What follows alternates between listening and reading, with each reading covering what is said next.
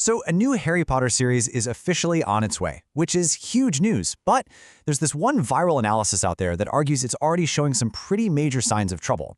The whole claim is that it's following this really recognizable and kind of unfortunate pattern that we've seen again and again in Hollywood. So today, let's break down that argument and see what it's all about.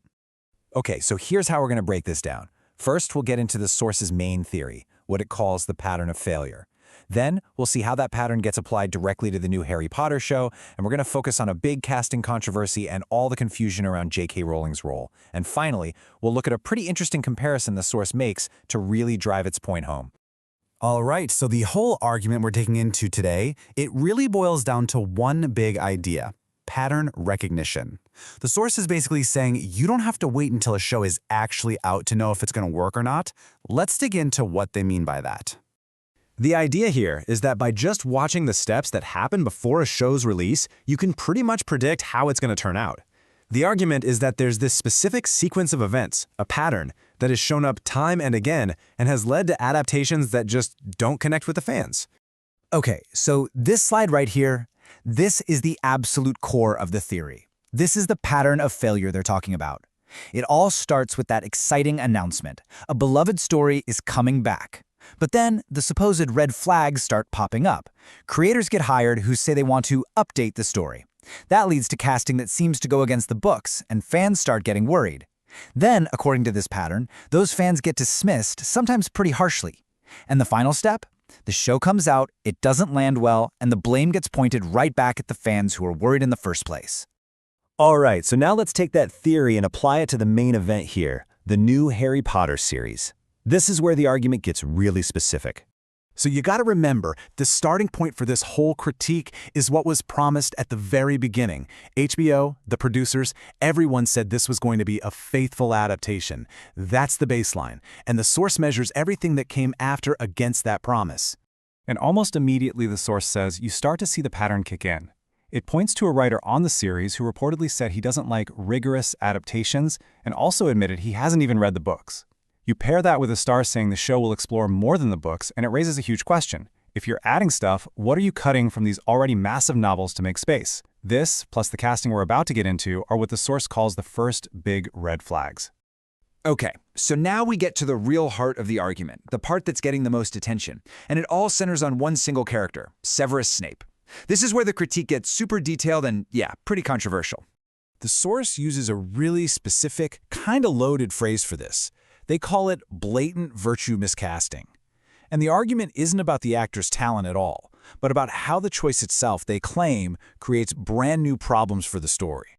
So that begs the obvious question, right? What problems are we even talking about here? The source isn't just throwing out a critique of the choice itself. It's arguing that this has a direct and negative impact on the story's actual themes. And this is where the source lays out its case for those story problems. It claims that by changing Snape's race, the whole pure-blood prejudice theme, which was more of an allegory, suddenly becomes much more literal. And that, in turn, changes how you see the Marauders bullying Snape. It's now about them bullying a poor black child. It also, the source argues, really complicates Lily Potter's choice to end up with James. The main point they're making is that these are all new narrative hurdles that the story now has to deal with for no real reason. All right, let's switch gears to another huge red flag that the source points out. And this one is all about J.K. Rowling's role, or maybe lack thereof. So at first, you had the head of HBO, Casey Bloys, saying that J.K. Rowling was very involved and that she'd probably have a say in casting. This was seen as a way to reassure fans that the show would stay true to the books. But then, you get this quote from actor John Lithgow, who's actually in the show, and he says something completely different, flat out that she's not involved in this production at all. So which one is it? Is she involved or isn't she? According to the source, this huge contradiction is a massive red flag.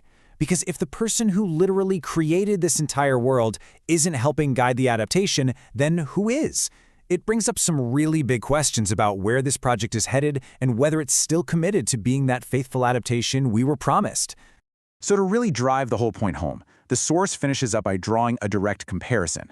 It contrasts the path it thinks Harry Potter is on with another recent HBO adaptation that it sees as a total success. And this chart, this pretty much sums up the entire argument in one visual. On one side, you've got the prediction for Harry Potter. an approach focused on updating it, casting that's about identity over authenticity, and an author who is not involved. The predicted result?